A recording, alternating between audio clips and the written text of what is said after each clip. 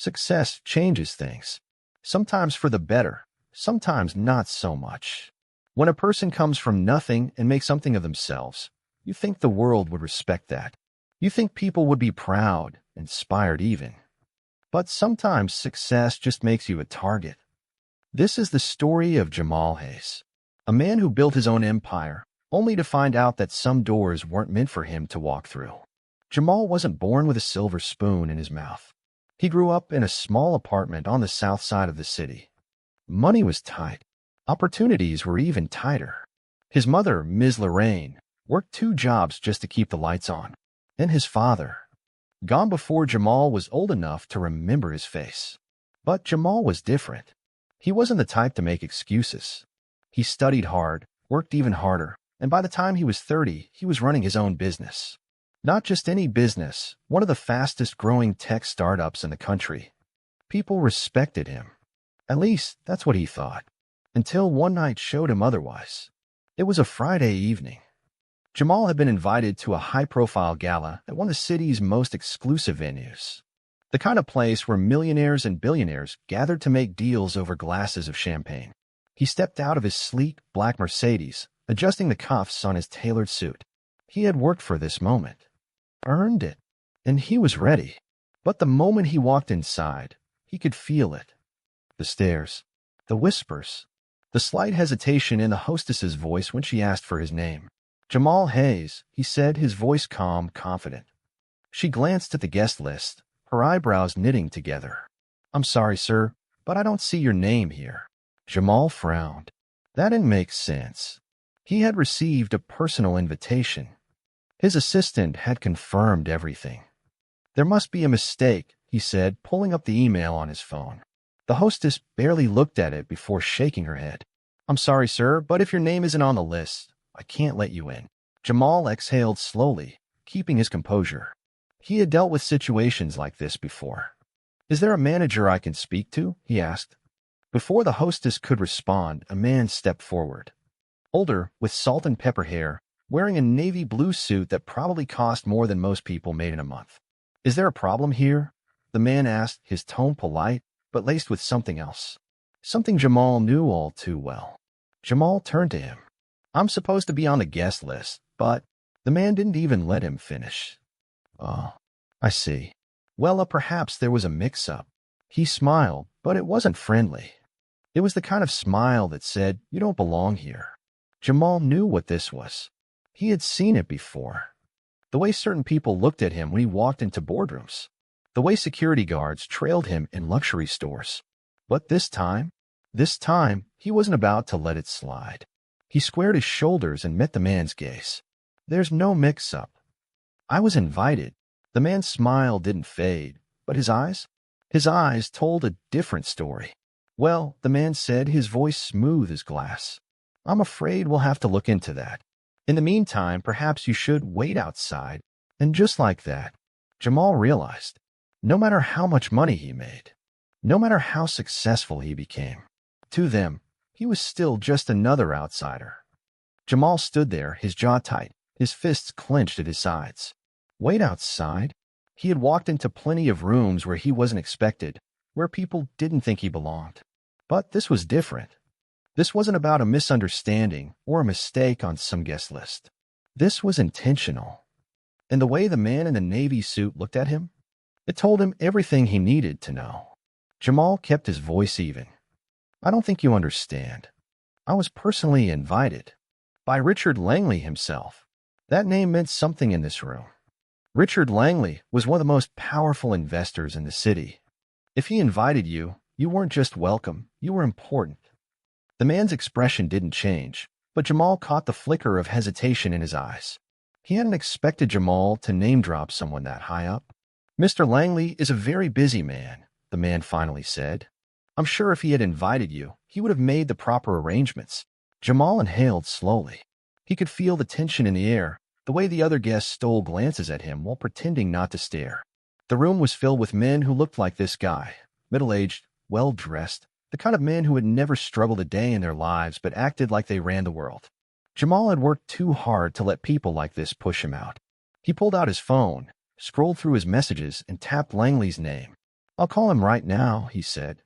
That seemed to shake the man a little. His smile stiffened, his eyes darting toward the entrance like he was already thinking about how to handle this if Jamal really did have that connection. But before Jamal could press dial, another voice cut in. There you are. I was wondering when you'd show up. Jamal turned. A tall blond man in an expensive suit walked toward him, grinning like they were old friends. Richard Langley. The room shifted. The energy changed in an instant. The hostess suddenly stood up straighter. The man in the navy suit took a step back, his confidence cracking just a little. Jamal tucked his phone away and shook Langley's hand. Richard, good to see you. Good to see you too, my friend, Langley said. Then he turned to the man in the navy suit, his friendly tone icing over. Why is Jamal still standing here? The man hesitated. There was a mix-up with the guest list, sir. Langley cut him off. He's my guest. And if he's not welcome here, then neither am I. Silence. Jamal didn't break eye contact with the man. He wanted to see it. That moment when people like this realized they had underestimated him. The man forced a tight smile. Of course, Mr. Langley. My apologies for the confusion. Langley clapped Jamal on the back. Come on, let's get a drink. Jamal followed him inside. But even as they walked past the whispers and forced smiles, he knew what had just happened. He had gotten in, but not because he belonged. Because Langley said he did. And that was a problem. He had built himself from nothing. Worked harder, smarter, longer than most people in this room. And yet, one man's words still held more weight than all of his accomplishments combined. He didn't like that. Not one bit. Jamal walked through the grand hall with Langley, his expression calm, controlled. But inside, he was boiling. Not because he almost got turned away. That wasn't new. He'd been dealing with that his whole life. It was the fact that, even with everything he had accomplished, his value in this room still depended on someone else's approval. Langley led him to the bar, motioning for the bartender.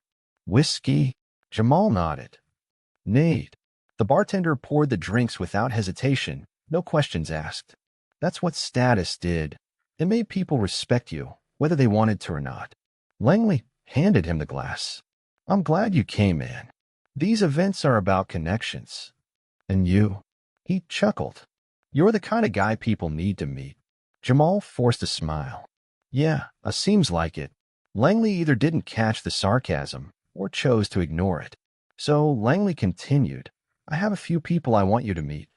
Investors, CEOs, people who can take your company to the next level. Jamal nodded, sipping his drink. Sounds good. Langley scanned the room, then motioned toward a small group standing near the balcony. Come on, let me introduce you. Jamal followed, keeping his shoulders squared, his posture confident. He had earned his place here, whether they liked it or not. As they approached, a man in a gray suit turned, eyes landing on Jamal. His smile didn't quite reach his eyes. Langley gestured. Jamal, this is Charles Whitmore. He's one of the top investors in the country. Charles, this is Jamal Hayes, tech genius, entrepreneur, and the future of this industry. Whitmore extended a hand. Pleasure to meet you. Jamal shook it. Likewise. Whitmore's grip was firm, but there was something else there. A quiet arrogance, like he was testing him. Langley continued. Jamal's company has been making waves. I told him he needs to connect with the right people to scale up. Whitmore raised an eyebrow. Scaling up, huh? Well, that's not easy. Especially in your position. Jamal's jaw tightened. What position is that?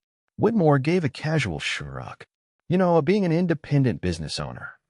No corporate backing, no family wealth to fall back on. It's impressive you've made it this far. Jamal knew what he really meant. It's impressive for someone like you. But he kept his cool. I don't rely on handouts. I built my company from the ground up. That's why I'm here, to take it even further. Whitmore smirked. Ambitious. I respect that. Another man in the group chuckled. You must be used to standing out in rooms like this. Jamal met his gaze. I'm used to making sure people remember me when I leave. Langley laughed, clapping him on the back. That's what I like about Jamal. He's sharp. A true businessman. Whitmore took a sip of his drink, studying Jamal. So, tell me, Why should people like us invest in you? Jamal didn't hesitate. Because my company isn't the future. It's the present. We're already outperforming competitors, and with the right backing, we'll dominate the market. Whitmore nodded slowly, as if considering it. Interesting. But let's be honest, relationships matter more than numbers. The people in this room, they invest in people they trust, people they relate to. Jamal knew exactly what he was saying. He wasn't one of them, and he never would be. But instead of reacting, he smiled. Then I guess it's a good thing I don't need all of them to believe in me. Just the smart ones. Whitmore chuckled. Well played. The conversation shifted, but Jamal's mind stayed on that moment. No matter what he said, no matter how impressive his numbers were, they still saw him as different. But that was fine, because soon they wouldn't have a choice but to respect him. Jamal had played the game long enough to know when someone was trying to test him. And Whitmore, he wasn't just testing him, he was letting him know, in his own subtle way, that this room wasn't built for people like him. But Jamal wasn't here to fit in. He was here to win.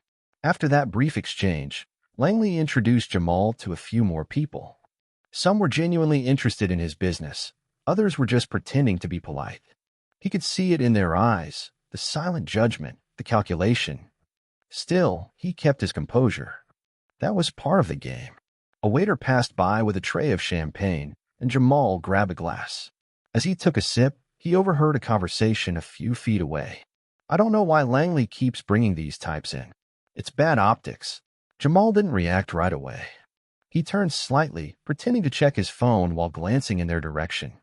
It was Whitmore, and another man, short and stocky, with graying hair. Jamal exhaled slowly. He should have expected this. The fake smiles, the forced handshakes, none of it meant a thing. Langley might have pulled him into this room, but the people inside, they still saw him as an outsider. He could have confronted them, could have walked up, made a scene, demanded respect. But that's not how you win. No, he had a better plan. Jamal walked away from the conversation, finding Langley near the bar. Richard, I need a favor. Langley grinned. Of course. What's up? Jamal lowered his voice. You've got pull in this room. I need you to set up a meeting with the top investors here, off the record. Langley raised an eyebrow. Off the record? Jamal nodded. No distractions. No politics. Just business. Langley studied him for a moment, then smirked. I like the way you think. I'll make some calls. Jamal clinked his glass against Langley's. Appreciate it. That was step one. Step two? Making sure that when he walked into that meeting, he didn't just prove he belonged, he made them regret ever doubting him. Jamal didn't waste time. The moment Langley confirmed a private meeting with the top investors, he locked in his strategy. This wasn't about proving a point anymore. It was about taking control. The night of the meeting, Jamal walked into the boardroom with quiet confidence. The space was sleek, modern, and intimidating to most. Floor-to-ceiling windows showcased the city's skyline, and a long glass conference table stretched across the room. Sitting around it were 6 of the most powerful investors in the industry. Whitmore was there, of course. His smirk was gone, replaced by a look of mild curiosity, maybe even annoyance. Jamal took his seat, setting down his tablet. No small talk. No waiting for permission. He tapped the screen, and the display behind him lit up with the numbers that mattered. Let's get to it, he said. The room fell silent as he walked them through the numbers, growth charts, revenue projections, market expansion. Every word was backed by undeniable proof that his company wasn't just competing. It was outperforming businesses these investors had backed for years. Some of them started taking notes. Others leaned forward, eyes narrowing as they processed the data. Then, finally, one of them spoke up. This is impressive. It was a man named Carlyle, a serious-looking investor in his 50s. He tapped his pen against the table.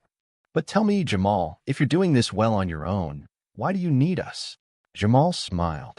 He had been waiting for that question. I don't, he said plainly. A few of them exchanged glances. Whitmore's jaw tightened.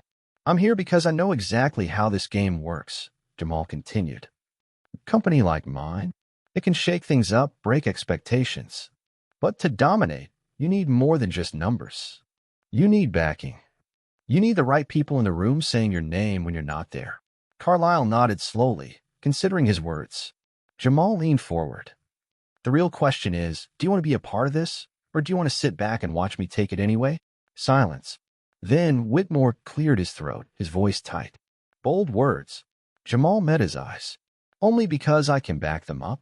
Carlyle chuckled. I like this guy. He turned to the others. Let's talk terms. Jamal exhaled slowly. He had walked into this room an outsider. But now, he was setting the terms. They didn't want him there at first. But now they didn't have a choice.